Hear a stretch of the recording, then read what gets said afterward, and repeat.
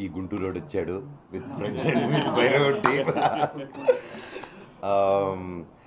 ఎన్నో సంవత్సరాలు అయింది ఇలా ఒక సక్సెస్ టూర్కి, సక్సెస్ మీట్కి ఇలా ఊరూరిన వచ్చి అందరిని కలుసుకొని వాళ్ళ ప్రేమని, అభిమానాన్ని, వాళ్ళ కేరింతల్ని థియేటర్లో అవన్నీ చూస్తుంటే నిజంగా మనసు చాలా నిండుగా ఉంది.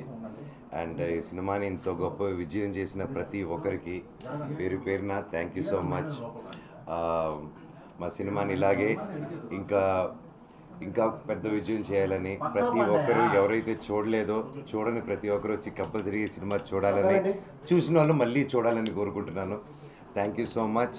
I love you all and ఇలాగే మమ్మల్ని ఆదరిస్తారని కోరుకుంటూ మీ మనోజ్. Thank you. మిత్రులందరూ కూడా ఇంత హెవీ, ఇంత లౌడ్ క్యారెక్టరు, సో నాకు ఎప్పుడూ ఆపర్చునిటీ రాలేదు. ఇదిగో ఈయనే నన్ను పిండి, సో నన్ను ఒక కొత్త రకమైన ఒక గజపతి వర్మ, ఒక మనోజ్ కనిపించకుండా ఒక గజపతి వర్మ అని చూపించారంటే the total credit goes to him. మామూలుగా అందరికీ తెలిసిందే మనోజ్ అంటే కొంచెం బాగా మంచి బేస్ వాయిస్ అనేది అలా ఉంటుంది. సో ఈయన ఏమైనా ఇంకా మీ దగ్గర నుంచి ఇంకా పిండడానికి ఏమైనా ట్రై చేశారు? పూర్తిగా పూర్తిగా ఎందుకంటే ప్రతిరోజు డబ్బింగ్ చెప్పేటప్పుడు ఈ సినిమాకి డబ్బింగ్ చెప్పినంత కష్టం ఏ సినిమాకి పడలేదు.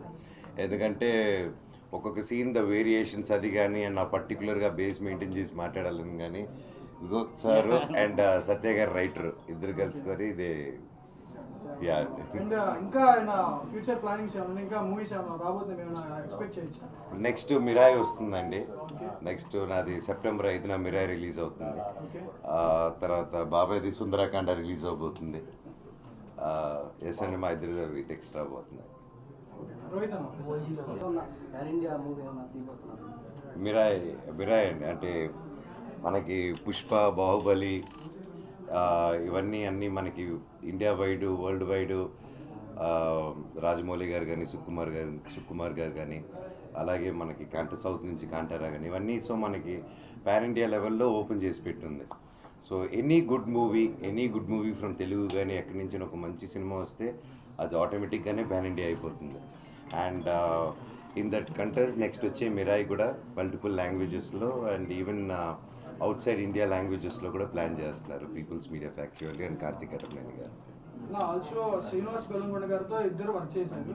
సో అన్నయ్యలో మీరు చూసినప్పుడు మీరు చెప్పారు కదా మాస్ అనేది నేను అనుకోలే, చాలా హ్యాండ్సమ్ ఉంటారని మీరు చాలా స్పీచెస్ లో చెప్పారు. మరి ఎక్స్పీరియన్స్ ఎలా ఉంది? అంటే మీరు అనుకున్నారా బెల్లంకొండ శ్రీనివాస్? అంటే నాకు ఆబ్వియస్లీ తెలుసు. We were so excited to work with him and definitely Sai గారు కూడా ఈ సినిమాలో చాలా అద్భుతమైన క్యారెక్టర్ చేశారు. And especially interval